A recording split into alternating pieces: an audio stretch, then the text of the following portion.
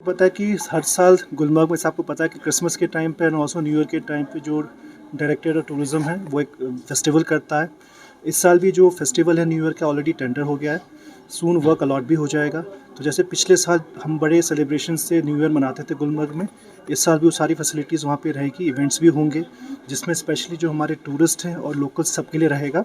तो उसके लिए जो जो बंदोबस्त करना था ऑलरेडी डायरेक्टरेट ने भी कर रखा है। इसमें जो जो सपोर्ट डिस्ट्रिक्ट एडमिनिस्ट्रेशन की तरफ से चाहिएगा वो भी उसको दिया जाएगा। पता है जो पिछले साल एक फॉरेन स्कीयर की डेथ हुई थी, वो जो हमारा जो प्रिपेयर्ड ट्रैक होता है, जो आपने देखा होगा प्रिपेयर्ड होता है जिसमें स्की पेट्रोल टीम भी होती है, उसके अनफॉर्चुनेटली बाहर स्की कर रहे थे जिसमें एवलांच मिटिगेशन नहीं हुआ है।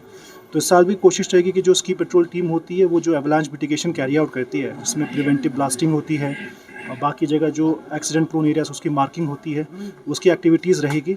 तो वही मेरी अपील भी रहेगी स्कीयर्स के साथ कि भी जो हमारे प्रिपेयर्ड ट्रैक होता है उसमें करें, क्योंकि उसमें हम बेसिकली हर सुबह जो टीम जाती है बड़ी लेबोरसली जाके पूरा एक एरिया की मार्किंग करती है, जहाँ जहाँ उनको लगता है कि यहाँ पे एवलांच की खतरा है वहाँ पे इनफैक्ट ब्लास्ट के थ्रू भी एवलांच मिटिगेशन करती है। तो यही रहेगी रिक्वेस्ट की जो स्कीयर्स को कि जो आउटसाइड द बीटन पाथ ना जाए।